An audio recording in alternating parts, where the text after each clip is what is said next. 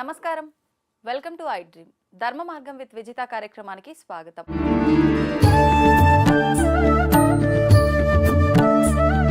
ప్రస్తుతం మనతో పాటు ఉన్నారు Sun spiritual society founder, vegetable therapist Vikramaditya garu. ఇప్పుడు వారితో మాట్లాడి మరిన్ని విషయాలు తెలుసుకుందాం. నమస్తే అండి. సూర్యసుంతల్లి. ఈ మధ్య కాలంలో చాలా మంది ఇప్పుడు కష్టకాలం నడుస్తోంది, గత కొన్ని రోజుల క్రితం వచ్చిన జల ప్రళయాలు, మొన్న రీసెంట్గా వచ్చిన భూకంపాలు, మనకు హైదరాబాద్లో కూడా భూకంపం కొన్ని సెకండ్ల పాటు వచ్చింది అని చెప్పారు. ఇవన్నీ చూడడం వల్ల ఇంకా 2025 ఇంకా క్లిష్ట పరిస్థితుల్లో ఉండబోతోంది. ఇలాంటి ప్రళయాలు ఇవి కొంత మాత్రమే, ఇంకా అతి ఎక్కువగా రాబోతున్నాయి అని చెప్పడం జరుగుతోంది. నిజంగా ఇలాంటివి వచ్చే అవకాశాలు ఉన్నాయంటారా? అయితే బ్రహ్మం గారు కాలజ్ఞానంలో కూడా చెప్పారు, ఈ కలియుగం అంతం అవబోతుంది అని అంటున్నారు. మరికొంతమంది చూస్తే ఇప్పుడు మనకు 5000 సంవత్సరాలు మాత్రమే అయింది, ఇప్పుడే అంతం అనేది లేదు అంటున్నారు. అంటే ఎలా అయిపోయిందంటే ఒక్కొక్కరు ఒక్కొక్క రకంగా చెప్పేసరికి అసలు ఏం జరుగుతుంది అనే ఒక సందేహం ప్రతి ఒక్కరిలో కూడా తలెత్తుతోంది. అసలు నిజంగా ఏం జరగబోతోందండి 2025లో? అంటే ఇప్పుడు మనం 2024లో ఉన్నాం, 2025లో అడుగు పెట్టబోతున్నాం. మనకి కలియుగం అనేది 4,32,000 సంవత్సరాలు. దీన్ని హెచ్చు చేసుకుంటూ వెళ్ళిపోతే మనం మిగతా యుగాలు అవన్నీ మనకి అప్రస్తుతం. ఇక్కడ ఏమైపోయిందంటే అమ్మా, జ్ఞానం అనేది మనకి వేదం ద్వారా వస్తుంది. ఎప్పుడైతే చాలా పగడ్బందీ ప్లాన్ ఇదంతా, భారతదేశాన్ని లేకపోతే భారతీయుల్ని అజ్ఞానుల్ని చెయ్యాలి, భారతదేశాన్ని దోచేయాలి అనే కుట్రలో భాగం వాళ్ళు చాలా రీసెర్చ్ చేసి వచ్చారు ఇక్కడికి భారతదేశానికి. వాళ్ళ పన్నిన పన్నాగం అంతా మనం ఎంత ఇంత కాదు, సక్సెస్ అయ్యారు ఒక రకంగా. మనం అనుకుంటాం వాళ్ళని తరివేశాం అనుకుంటాం అని, కానీ వాళ్ళు రుద్దినటువంటి ఆ రుద్దుడు, ఆ భావజాల రుద్దుడులో ఇంకా మనకి స్వాతంత్రం రాలే. స్వాతంత్రం ఎప్పుడు వస్తుంది అంటే, నేను మీ పిల్లలకి మీరు ఫ్రీడమ్ ఎప్పుడు ఇచ్చారు? వాళ్ళకంటూ వాళ్ళు అన్ని పనులు ఆలోచించి చక్కగా చేసుకుంటున్నారు అనిపించినప్పుడు ఇస్తాం. అంటే జ్ఞానం వస్తే ఫ్రీడమ్ వస్తుంది. ఇప్పుడు మనం జ్ఞానంలో ఉన్నామా అజ్ఞానంలో ఉన్నామా? అటు ఇటుగా అన్నట్టుగా ఉన్నాం. అంటే జ్ఞానం రానట్టే, అంటే మనకి ఫ్రీడమ్ రానట్టే. వాళ్ళు ఏదైతే చేశారో అక్కడే ఉండిపోయారు. వాళ్ళు వెళ్తూ వెళ్తూ ఏం చేశారు, ఎక్కడైతే వేద భాండాగారాలు ఉన్నాయో, తక్షశిల, నలంద, వీటిలో ఉన్నటువంటి తాళపత్ర గ్రంథాలని తగలబెట్టేశారు. అలాగే గురుకుల విద్యానికేతనాన్ని తీసేసి ఈ వెస్ట్రన్ ఎడ్యుకేషన్ ఎంటర్ చేశారు. అవును, ఇది చాలు మన మెదడును తొలిచేయడానికి. ఇప్పుడు మన పిల్లలు చదివే చదువులు రేపొద్దుట వాళ్ళు చేసే ఉద్యోగాలకి మనకు వస్తున్నాయి లేదు, సంబంధం లేకుండా ఉన్నాయి ఉద్యోగాలకి, చదువులకి. కానీ వేద విద్య ఉందనుకోండి, వేద విద్యలో మీరు అంటే వేదం తెలుసుకోవడానికి ఒక ప్రమాణం ఉంటుంది. అష్టాధ్యాయం, శిక్షణ, సంస్కృతం, ప్రధానం ఇవి వచ్చేసిన తర్వాత నాకు సంగీతం అంటే ఇష్టం, నాట్యం అంటే ఇష్టం, సామవేదాన్ని తీసుకుంటాం. దాంట్లో కొన్ని తీసుకుని నేను దాంట్లో సాధన చేసుకుంటే నేను బయటకు వచ్చి నేను నేర్చుకున్న వేదంతో నేను దాంట్లో ప్రావీణ్యాన్ని పొందేస్తాను, నా జీవితాన్ని గడిపేస్తాను. మీరు ఎలక్ట్రానిక్ మీడియా, మీరు అందులో యజుర్వేదాన్ని తీసుకుని ఒక అంకాన్ని ఎలక్ట్రానిక్ సంబంధించి ఇన్నోవేషన్స్, కరెంటు తయారు చేయడం వేదంలో ఉంటుంది. మీరు అది చదివితే మీరు బయటకు వచ్చి ఆ నేర్చుకున్న విద్యతో మీరు బ్రతికేస్తారు, 10 మందికి బ్రతుకునిస్తారు.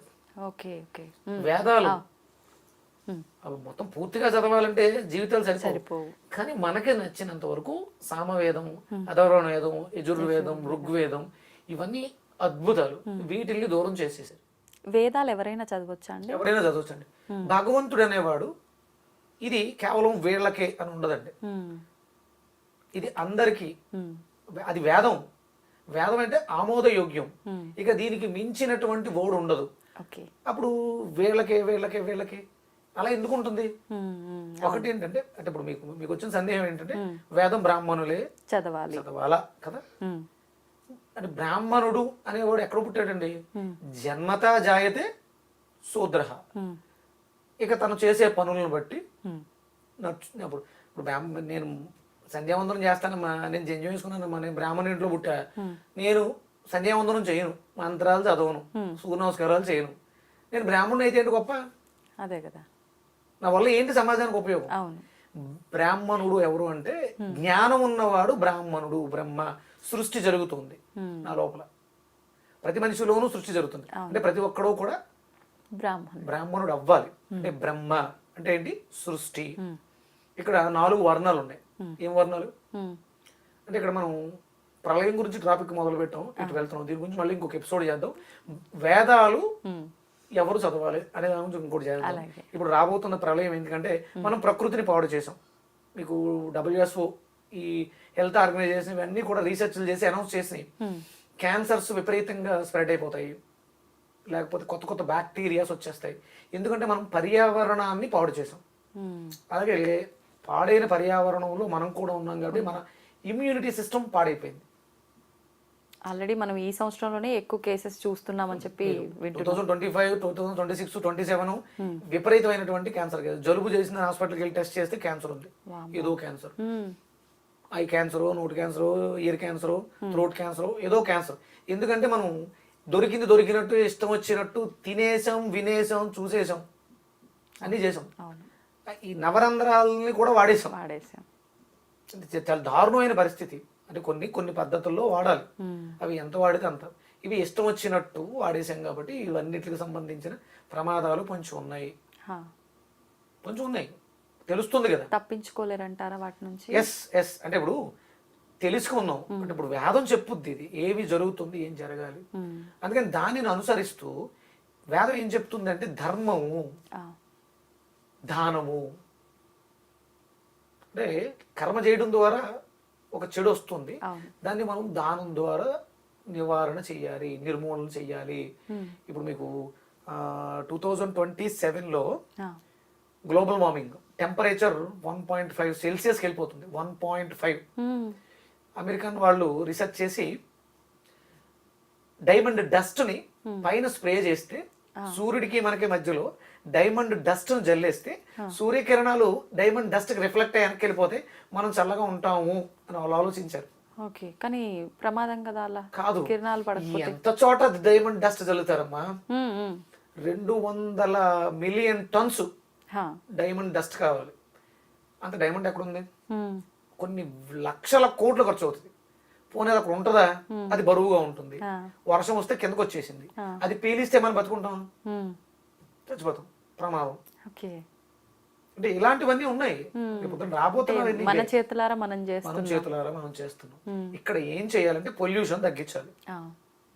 ఆ సూర్యతాపం తగ్గాలి అంటే మనం పొల్యూషన్ తగ్గించాలి. మన వల్ల ఇప్పుడు కోవిడ్ టైంలో 2 ఏళ్ళు అందరూ ఎక్కడ వాళ్ళు అక్కడ కాముగా ఉన్నాం. ఓజోన్ పొర కొంత పూడ్చుకుంది, వాతావరణం బాగుంది. ఇప్పుడు ఢిల్లీ 400 చిల్లర ఎంతో పొల్యూషన్. ఎవడో ఏం చేస్తాం?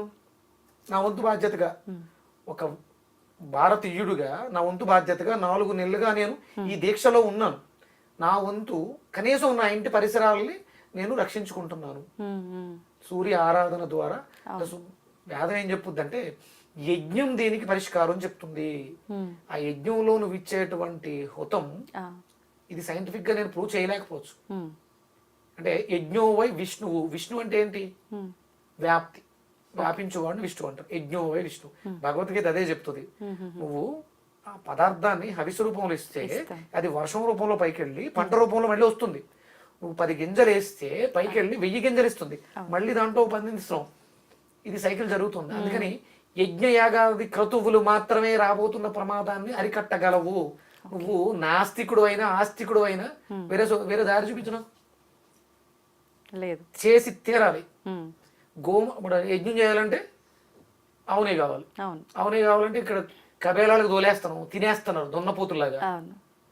ఎక్కడ వస్తుంది అవునే? అందుకని గోమాతను కాపాడుకోవాలి.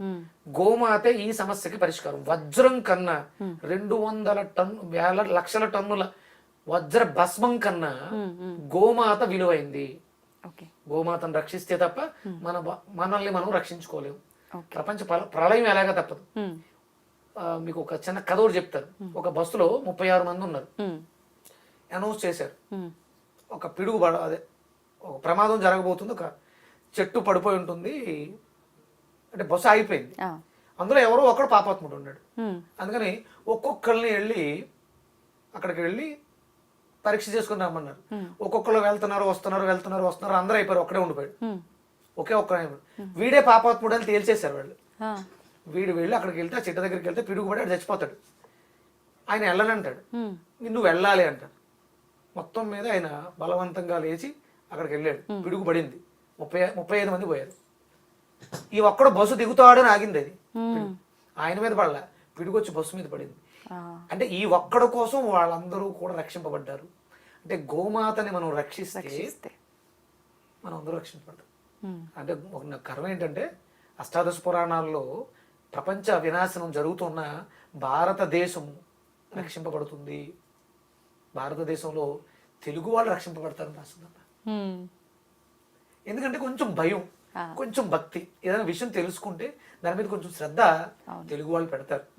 ఈ శ్రద్ధ అంటే మిగతా వీడియోస్ లో అంటే మన అదృష్టం ఏంటంటే ఒక చాగంటి కోటేశ్వరరావు గారు, ఒక సామవేద షణ్ముఖ శర్మ గారు, ఒక గరికపాటి గారు, ఇలాంటి వాళ్ళ ప్రవచనాలు మనల్ని ఎంతో కొంత ఉత్తేజితం చేస్తున్నాయి. కాబట్టి అందులో రాసుంది తెలుగు వాళ్ళు రక్షింపబడతారు ప్రమాదాల నుంచి అని. రక్షింపబడతారని చెప్పేసి ఇష్టం వచ్చినట్టు చేసుకుంటే శిక్ష తప్పదు. దయచేసి శ్రద్ధగా ఇక నుంచైనా యజ్ఞయాగాది క్రతువుల్లో పాల్గొనండి. మేము డబ్బులు కట్టేస్తాం, మీరు యజ్ఞం చేయండి కదా, మీరు కూడా చెయ్యాలి, రావాలి, శ్రద్ధ భక్తితో చెయ్యాలి. అంటే యజ్ఞం మాత్రమే రాబోయే పెను ప్రమాదాల నుంచి మనల్ని రక్షించగలదు. ప్రమాదాలు వస్తాయి, నేను చెప్పేశాను, నాశనం అయిపోద్దు దేశం. అయితే నేను పొద్దున ఒక వీడియో చూసిన, అంటే తమ్ము చూసినా కానీ వీడియో అంతా ఓపెన్ చేసి చూడలేదు. ఒక నైట్ అంతా కూడా ఉండదు అని చెప్పి, డిసెంబర్ 21 ఏదో ఒక నైట్ ఉండదు అని చెప్పి ఉంది దాంట్లో. నిజంగా అలా ఒక నైట్ ఉండకుండా ఉండే రోజు పరిస్థితి ఏర్పడే అవకాశాలు ఏమైనా ఉన్నాయి? అసలు ఎలా సాధ్యపడుతుంది అలా ఒక రోజులో నైట్ లేకుండా ఉండటం అనేది? అది ఇంపాసిబుల్ అమ్మా. అంటే మనకి ఉత్తరాయణం దక్షిణాయనం మారుతూ ఉంటాయి. ఓకే, అంటే వీళ్ళకి కొంచెం అవగాహన తక్కువ ఉంటుంది. ఆయన ఒక్కసారి ఆ నడక మార్చుకునేటప్పుడు రోజు ఎక్కువ ఉంటుంది, డే టైం ఎక్కువగా ఉంటుంది. Okay okay. ఇప్పుడు మనకి దక్షిణాయనంలో ఉన్నాం కదా, ఆయన ఒక్కసారి రథం తిరుగుద్ది అంటారు. ఆ తిరగడానికి పట్టే సమయంలో ఆగుతుంది. మీరు సముద్ర ఒడ్డుకి వెళ్తే తెలుస్తుంది అది. ఉత్తరాయణ దక్షిణాయనం మారేటప్పుడు మనకి కంపల్సరీ అది మేలో అనుకుంటాను, మేలోను అంతే 6 నెలలు గ్యాప్ తోటి. ఇక్కడ ఆగస్టు, డిసెంబర్, జనవరి, ఫిబ్రవరి, మార్చి, ఏప్రిల్, మే, అంతే 6 నెలలు. ఈ నడకలు మార్చుకునేటప్పుడు 1 గంట పెరుగుతుంది. ఓకే, కానీ ఇక్కడ 16 గంటలు ఏదో అసలు ఉండనే ఉండదు, కాలం అంతమైపోతుంది, ఇలా ఏదో చెప్పడం జరిగింది. అలాంటివి ఏమి అపోహలమ్మా. ఇప్పుడు త్రేతాయుగంలో సూర్యనారాయణమూర్తి రాముల వారు శ్రీరామనవమి రోజు ఆయన పుట్టాడు కదా, ఆయన పుట్టాడన్న ఆనందంతో అటువైపు వాలిపోయారట 30 రోజులు. ఆయన వెళ్ళలేదు, సూర్యోదయ సూర్యాస్తమయాలు లేవు. అంటే రాముడు మీద ఉన్నటువంటి ప్రీతితో ఆయన అక్కడ అయోధ్యలో ఉండిపోయారు అంటే శాస్త్రం చెప్తూ ఉంటుంది. అంతే తప్ప ఇవి జరగవు. ఆయన ఆయన ఆయన తిరుగుతూనే ఉంటాడు, భూమి తన చుట్టూ తాను తిరుగుతూ సూర్యుడు చుట్టూ తిరుగుతూనే ఉంటాడు. కాబట్టి ఇలాంటివి ఏమీ జరగవు. చిన్న చిన్న మార్పు అలా జరుగుతుంది తప్ప ప్రళయం అయితే ఇప్పుడప్పుడే కాదు. 4,32,000 సంవత్సరాల్లో మనం అంటే మనం లెక్కించింది 5,000 సంవత్సరాలు ఉన్నా మనం లెక్కించేది 2,000 సంవత్సరాలే. కాబట్టి ఇప్పుడప్పుడే అంతమైతే కాదు. అందరం కూడా 2030 దాటేస్తాం. అంటే ఏమైనా వ్యక్తిగతంగా పొరపాట్లు చేస్తే చూడకపోవచ్చేమో గానీ ఇప్పుడప్పుడే ఇదేం జరగదు. కొంచెం ధర్మాన్ని దృష్టిలో పెట్టుకోండి. దానం అది సమిధా దానం అవ్వాలి. అంటే యజ్ఞకుండంలో వేసేటువంటి సమిధ దానం, గురుతాదానం, ఆవు నెయ్యి, ఇవి రెగ్యులర్ గా చేస్తూ ఉండాలి. మనం ఉన్న దేవాలయాలు ఎందుకు కట్టారు అంటే ఇలాంటివి చేయడానికి వేదికగా ఉంటాయని. మనకి ఫ్యాషన్ అయిపోయింది, చేయట్లా, కొళ్ళకి వెళ్ళట్లా. ధర్మం ఇది, ఆ ధర్మాన్ని అనుసరించండి. మీరు ఆస్తికుల నాస్తికుల కాదు. అగ్ని దేవుడు, ప్రత్యక్ష దైవం, కాలుతుందిగా. వాయువు దేవుడు, పేల్చకపోతే చస్తనాంగా. భూమి దేవత, నడవకపోతే ఉండలేం. ఇవన్నీ నిజాలు, ప్రత్యక్షమైనటువంటి దైవాలు. సూర్యచంద్రులు మనకి సాక్ష్యాలు వాటికి. ఇప్పుడు మీరు అన్నట్టుగా యజ్ఞయాగాలకు మాత్రమే ఈ దానాలు అంటే ఆవు నెయ్యి ఇవ్వాలా, లేదంటే ఆలయంలో కూడా చాలా మంది దీపారాధన కోసం సంబంధించినవి దీపారాధన చేస్తే దీపం వెలుగుతుంది అంతే. యజ్ఞం చేస్తే మంత్రోచ్చారణతో శక్తి పుడుతుంది. యజ్ఞం వేరు, దీపం వేరు. దీపానికి నూనె వాడతాం, అంటే కంపల్సరీ ఇంట్లో దీపం వెలిగించినప్పుడు అవునే శ్రేష్టం అంటాం. కానీ దీనికన్నా ఆ ఖర్చు పెట్టే నోటిని ప్రతి ఇంట్లో వాళ్ళు కూడా చిన్న యజ్ఞం, ఇంట్లో చేసుకునేటువంటి చిన్న యజ్ఞం ఉంటుంది. ఎవరికి వాళ్ళు ఇంట్లో చేసుకుంటే చాలా ఉత్తమం అమ్మా. ఏంటండి ఆ యజ్ఞం? అది రెగ్యులర్ గా నిత్యాగ్నిహోత్రం ఆహా. ఒక 4-5 చిన్న సమిదలు, చిన్న ఆవు పిడకలు వేసుకుని ఒక 2-3 స్పూన్లు ఆవు నెయ్యి వేయలేమా? వేయచ్చు. రోజుకు ఒక 50 గ్రాముల ఆవు నెయ్యితో హవిసిస్తే నీ ఇల్లు వాతావరణం చేసి చూడండి, మీకే తెలుస్తుంది. అభివృద్ధి అనేది మీకు అర్థమవుతుంది. దానం అంటే అది ఫస్ట్. ఓకే. ఎందుకంటే ఇప్పుడు ఇవాళ అన్నం పెట్టా, తినేసి వెళ్ళిపోయారు, రేపు ఎవరు అన్నం పెడతారని ఎదురు చూస్తా. అవును. కానీ పంట పుష్కలంగా పండించగలిగి హోమం చేస్తే ఇది పైకి వెళ్ళి వర్షమై వచ్చి పంటగా తయారవుతుంది. పనిస్తే 10 మందికి అన్నం పెట్టుకోవడం అవుతుంది. అవును. ఇది అందరికీ ఆమోదం. తినేస్తే తింటూ వెళ్ళిపోతే అయిపోతుంది. ఎవరు పెడతారని ఎదురు సోమరిపోతులు పెంచుతుంది. అవును. దానం అంటే ఫస్ట్ యజ్ఞాదానం, తర్వాత శాంతి దానం. అంటే కాళ్ళు చేతులు లేవు, ముసలి వాళ్ళు పని చేయలేరు, అలాంటి వాళ్ళకి అన్నదానం శ్రేయస్కరం. మీరు ఇక్కడ క్యాన్సర్ హాస్పిటల్ దగ్గర బళ్ళు వచ్చి తెగబెట్టేస్తూ ఉంటారు. అవును. అక్కడ పాపం పొరుగు ఊర్ల నుంచి వచ్చినటువంటి క్యాన్సర్ పేషెంట్లు పెట్టడంలో తప్పలేదు. అక్కడ కొంతమంది సోమరిపోతులు ఉంటారు, ఎవడొచ్చి పెడతాడా అని.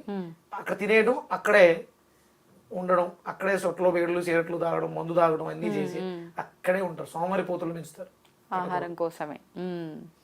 ఓకే. మీకు కలిగింది, మీరు యజ్ఞాదానము మీ దగ్గరలో ఉన్న దేవాలయాల్లో వారంలో ఒక రోజు, నెలకు ఒక రోజు వెళ్ళి కూర్చుని, అంటే వాళ్ళు చేస్తారో చేయరో మనకు తెలియదు కదా, అందుకని దగ్గర కూర్చొని హోమం చేయించుకోండి.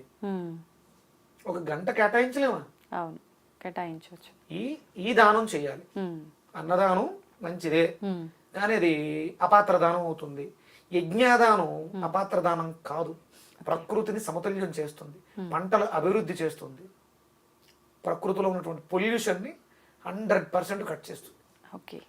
మీరు వేదం తెలిసిన పండితుల దగ్గరికి వెళితే ఆ యజ్ఞ విధిని చెప్తారు.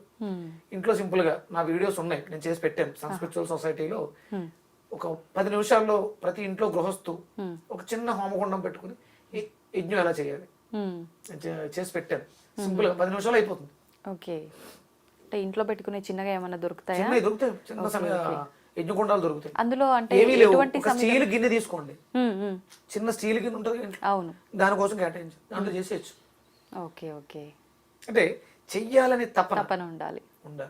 చిన్న చిన్న పుల్లలు, చిన్న చిన్న, నేను గోశాలకు వెళ్ళి పేడ తీసుకుని చిన్న చిన్న పిడకలు చేసి పెట్టుకుంటాను. మీరే చేస్తారా? ఇంట్లోనే చేసుకుంటాను, అవే వాడతాను. ఓకే. ఓకే. మళ్ళీ ఇప్పుడు ఏది బయట కొనుక్కు రావాలన్నా అది కల్తీ అనే ఒక ఆలోచన వస్తుంది కాబట్టి మీరు అన్నట్టుగా ఎవరికి వాళ్ళు చేసుకోవడం ఇంకా ఉత్తమం. అందరికీ కుదరదు. అదే దైవం విషయంలో ఒకవేళ ఎవరన్నా పొరపాటు చేస్తే ఆ పనిష్మెంట్ అది, అంటే దైవం చూడట్లేదు అని అనుకుంటారు. ఏ కన్ను చూడదనా వస్తుంటది కదా, ఆ చేసేవాడికి ఎక్కడో చోట కొట్టేస్తుంటది, అందరూ అనుభవించేస్తున్నారు. మీరు భక్తితో చేయాలనుకున్నారు కాబట్టి దాంట్లో దోషం భగవంతుడికి అంటదు. నిజంగా ఆ దోషం ఏమైనా ఉంటే ఆవు నెయ్యిని కల్తీ చేసే దరిద్రులకి, వాళ్ళు దరిద్రులు అయిపోతారు. ఆవు పిడకలను కూడా కల్తీ చేశారు అనుకో, ఇంకా ఏం చెప్పక్కలేదు, ఇష్టదరిద్రుడు. అంటే ప్రతిదీ ఇక్కడ అనుభవించేస్తాం, ఇంకొక నరకం లేదు, ఇక్కడే నరకం ఉంది. అవునా? గరుడ పురాణంలో చెప్పిన ఇంకొక నరకం ఇంకొకటి ఎక్కడో లేదు, ఇక్కడే ఉంది. A to Z ఇక్కడే అనుభవిస్తాం, పాపపుణ్యాలని ఇక్కడ అనుభవించాలి. అందుకని మీరు చేస్తున్న దాన్ని దృష్టిలో పెట్టండి. ఏం చేస్తున్నారు అనేది నాకు మీరు చేసే తప్పు తెలియకపోవచ్చు, మీకు తెలుస్తుంది అంతరాత్మకి, దానికి సమాధానం చెప్పాలి. ప్రతిదీ ఎనర్జీ.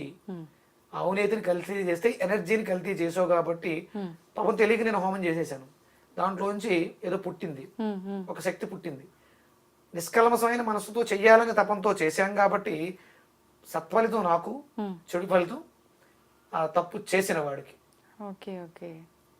100% కర్మని ఎవరు తప్పించలేరు, లెక్కలు చెప్పేయాలి. ఆ అవినీతిని కల్తీ చేసి ఎన్ని కోట్లు సంపాదిస్తావు? నీ కొడుకో కూతురు లేకపోతే నువ్వు నీ పెళ్ళము క్యాన్సర్ వచ్చి పోతే హాస్పిటల్కి వెళితే బ్యాలెన్స్ చేస్తా. నిజాయితీగా నిక్కచ్చిగా రూపాయి సంపాదించు, తృప్తిగా గుండెల మీద చేసుకుని హాయిగా నిద్రపోతాం. ఎంతమంది కోటేశ్వరుడికి నిద్ర ఉందమ్మా, ఎంతమందికి ఆకలి ఉంది, మనశ్శాంతి ఉండదు. ఉపయోగించి ఈ విషయాల్లో కల్తీ ఎవరిని చేసేస్తున్నాం? కల్తీ నిన్ను నువ్వు కల్తీ చేసుకుని, నీ మా ఆత్మసాక్షి నిన్ను నువ్వు మోసం చేసుకుని అనారోగ్యంతో జీవిస్తున్నావు, హ్యాపీగా లేరు. గుండెల మీద చేసుకుని చెప్పు, ఇది జరుగుతుంది. ఇక్కడ చూస్తాం రాబోయే 25, 26, 27లో ఇవే జరుగుతాయి. ఎవరైతే దుర్మార్గులు ఉన్నారో, పాపాత్ములు ఉన్నారో 2 సంవత్సరాలు ఉంటాయా ఇబ్బందులు? 25, 26, 27, 3 సంవత్సరాలు 3 ఉంటాయా? సంవత్సరాలు 27, 28. ఆహా. అంటే 27 చాలా ప్రమాదకరంగా ఉంటుంది. 28 చూస్తామో చూడడం అనేది చూడాలి. 1.5 సెల్సియస్ అంటే మరి వేడి తీవ్రత ఏ రకంగా ఉంటుంది అనేది చూడాలి. సైంటిస్టులు వాళ్ళ ప్రయత్నాలు వాళ్ళు చేస్తున్నారు. చూద్దాం ఏం జరుగుతుంది. మీరు అన్నట్టుగా మనం ఈ ధైర్యంతో ఉందాంలేండి, మనం రక్షించుకుందాము, మనం రక్షింపబడదాం. నా వంతుగా నేను 4 నెలలుగా చేస్తున్నాను. రేపు మాఘమాసంలో మహాసౌరయాగం పెద్దగా చేయాలనుకుంటున్నాను. దీన్ని దృష్టిలో పెట్టుకుని నాకు కొంతమంది సహకరిస్తున్నారు. మనం ఉన్నంత వరకు జూబ్లీ హిల్స్ అంటే నేను ఈ ఏరియాలో ఉన్నాను కాబట్టి జూబ్లీ హిల్స్, బంజారా హిల్స్, ఈ పరిసర ప్రాంతాలు నా వరకు నాకు ఓపిక ఉన్నంత వరకు నేను చేసి రక్షించడానికి ప్రయత్నం చేస్తాను. భగవంతుడు నాకు ఆ శక్తిని ఇచ్చాడు కాబట్టి. నాకు అంటే కొంతమంది ఉన్నారు నాకు ఫ్రెండ్స్ ఓమిని హాస్పిటల్స్ అని హాస్పిటల్స్ వాళ్ళు ఉన్నారు, సపోర్ట్ చేస్తున్నారు. నేను చెప్తే చేయిస్తారు వాళ్ళు, కార్యక్రమాలు జరుగుతున్నాయి. నేను ఓమిని హాస్పిటల్స్ లో మహాసౌరయాగం చేయించాను. అంటే కనీసం అక్కడ ఉన్న పేషెంట్స్ బాగుంటారు. ఇలా నాకు తెలిసిన వాళ్ళు రీసెంట్ గా ఎవరో కొల్లూరులో ఒక విళ్ళ శంకుస్థాపనకి హోమం చేయించి శంకుస్థాపన చేశారు. ఆ వాతావరణం అంతా ప్లెజెంట్ గా అయిపోయింది. మామూలుగా గృహప్రవేశం అప్పుడు చేసుకుంటారు కదా, మీరు ముందుగానే చేయించారా? చెయ్యాలమ్మా, చాలా జీవరాశి పోయి తవ్వితే మనం కన్స్ట్రక్షన్ చేసే చాలా చేసేస్తాం. అందుకని ముందుగా దానికి మళ్ళీ శాంతి ప్రక్షాళన కింద హోమం చేయించి శంకుస్థాపన చేయించాం. ఇలా నాకు అవకాశం ఉన్నంత వరకు రేపు నేను కళ్యాణం చేయిస్తున్నాను. సాయి గారు అని నా ఫాలోవరు, వాళ్ళ ఇల్లు నేనే కట్టించాను, అప్పుడు కూడా చేయించాను. ఆయన చాలా హ్యాపీగా ఉంటాడు. ఆ ఇంట్లో ఆ బయట మీకు ఎలివేషన్ లో 7 గుర్రాలు రథం ఇక్కడ సూర్యుడు వస్తూ ఉన్నట్టు ఉంటుంది. అంటే అంత మళ్ళీ మనం అందరం కూడా అంటే ఒకటే, ఏదైనా వస్తుంది అంటే సూర్యుడిని మనం పాడు చేస్తున్నాం కాబట్టి వస్తుంది. మళ్ళీ ఆయన్నే వేడుకుంటే పోతుంది. అవును, వేడుకోవాలి. మన ప్రయత్నం మనం పాడు చేయకుండా మంచిగా ఉండేటట్టుగా చూసుకోవడానికి ప్రయత్నం చేయాలి అందరూ కూడా. మీ తపన నాకు అర్థమైంది. ఈ ఇంటర్వ్యూ మీరు ఇంతకుముందు వేరే ఆయనతో పెద్ద ఆయనతో చేయడం చూశాను నేను. అవును, అంటే సమస్య ఉంది, పరిష్కారం ఏంటంటే యజ్ఞమే. మనకు ఉన్నటువంటి అష్టాదశ శక్తి పీఠాలలో హోమగుండాలు ఉంటాయి, వెళ్ళండి, చేయించండి. మీకు కోటప్పకొండ ప్రతి గురువారం అక్కడ హోమం చేస్తారు, అక్కడికి వెళ్ళి పార్టిసిపేట్ చేయండి. మన దేవాలయాలు ప్రతి దేవాలయంలోనూ గణపతి హోమం ప్రతిరోజు జరగాలి, జరగట్లేదు. అవి ఎవరో ఒకళ్ళు భాగస్వాములు అవి రోజుకొక అంటే నెలలో ఒక్కళ్ళు పార్టిసిపేట్ చేస్తే 300 మంది ఉన్నాం కదా. యజ్ఞ యాగాది క్రతువులు మాత్రమే అంటే ఒరిజినల్గా ఇవి రాజులు చెయ్యాలి. రాజ్యం సుభిక్షంగా ఉండాలంటే రాజులు యజ్ఞయాగాది క్రతువులు దానాలు చేసేయడం కాదు, వరాలు నీకు 10,000 ఆ ఫండు ఈ ఫండు ఇవ్వడం కాదు. యజ్ఞం చేస్తే పుష్కలమైనటువంటి పంటలు, పుష్కలమైనటువంటి వర్షాలు, అకాల వర్షాలు రావు, ప్రకృతి వైపరీత్యాలు రావు. ఇది చేయడం ద్వారా నువ్వు ఎన్ని డబ్బులు ఇస్తే కాపాడగలుగుతావు వరదల నుంచి. వరద రాకుండా ప్రికాషన్ ఏంటి అంటే వేడుకోవటం. అంటే ప్రపంచానికి ప్రళయాలు వస్తున్నాయి. దుబాయ్ భారతదేశం అంత రాలే. ఇక్కడ ఎంతో కొంత పుణ్యం, ఎంతో కొంత చేస్తున్నాము, అవి కాపాడుతున్నాయి. అది ఇంకొంచెం బాగా చేస్తే. మీ ఇంటర్వ్యూ చూసిన తర్వాత నేను మీతో సమస్య ఇదే, దాని పరిష్కారం ఏంటంటే ధర్మము. ఏంటి ధర్మం అంటే దానము. ఆ దానం ఏంటి అంటే సమిధానం, వృథాదానం. గోమాతను రక్షించుకోవటమే మార్గం. భారతదేశానికి స్వతంత్రం వచ్చే పూర్వం ఎన్ని ఉండేవనుకో తెలుసు గోవులు? 140 కోట్లు. అప్పుడు మనకి జనాభా 30 కోట్లే. 30 కోట్ల జనాభాకి 140 కోట్లు. ఇప్పుడు 140 కోట్ల జనాభా. గోమాతలు ఎన్ని ఉన్నాయి? మొన్న సర్వే చేయించారు, 17 కోట్లు అంటాం. ఎంత దౌర్భాగ్యం! దరిద్రం అయ్యి గోమాతల్ని కబేళాలకు తరలిస్తుంటే చూస్తూ మన అమ్మాయి ఎవరో యుద్ధం చేసింది, బంగారపు గుడ్డు పెడుతున్నారు, బాతును కోసినట్టే దరిద్రులు గోవు మంచిది తినేస్తున్నారు. మనం ఏం చేస్తున్నాం? తప్ప ఆడిదా కాదు, మంది అమ్ముతున్నాంగా. మనం అమ్మకపోతే కొనలేడు కదా, వాడు తినేస్తాడు అంటున్నాం. అమ్మేది ఎవడు? రైతేగా. ఆపండి. ఇప్పుడు వ్యవసాయదారులు ఆత్మహత్యలు ఎందుకు చేసుకుంటున్నారు? పంటలు సరిగా పండక. ఎందుకు పండట్లేదు? వ్యవసాయంలో పూర్వం ఎద్దులు వ్యవసాయం చేసేవి, గోధూళి పంట పొలాల్లో ఉండేదమ్మా. అందుకని అమ్మ గోమాత భూమాత పరవశించేది. గోవు నడిచిన ప్రాంతం కాబట్టి పంటలు పండేవి. నువ్వు ఎరువులు వేస్తున్నావు, గోమాతను తీసి ట్రాక్టర్లో పెట్టావు. అవును పాలేకర్ గారు, విజయ్ కుమార్ గారు వీళ్ళు చేసేది అదే కదా. అవును అవును. వాళ్ళకి సక్సెస్ అవుతుంది, మీరు ఇంకా అడుక్కు తింటున్నారు, అప్పులు చేసుకుంటున్నారంటే కారణం ఎక్కడుందమ్మా? పాడి పాడి పంట రెండు కలిసి ఉంటేనే బాగుంటుంది. అంటే మనకు ప్రకృతి వికృతి లాగా అవును. మైనస్ ప్లస్ ఉంటేనే లైట్ వెలిగినట్టు మీకు పంట బాగుండాలంటే పాడి ఉండాలి. వ్యవసాయదారుడు ప్రతి ఇంట్లోనూ గోమాత ఉండి తీరాలి. రాబోయే ప్రళయాలను ఆపాలనుకుంటున్నారా? గోమాతను రక్షించండి, అమ్మ చూసుకుంటుంది. ఓకే, ధన్యవాదాలండి, చాలా మంచి విషయాలు తెలియజేశారు. Suryasmriti, thank you.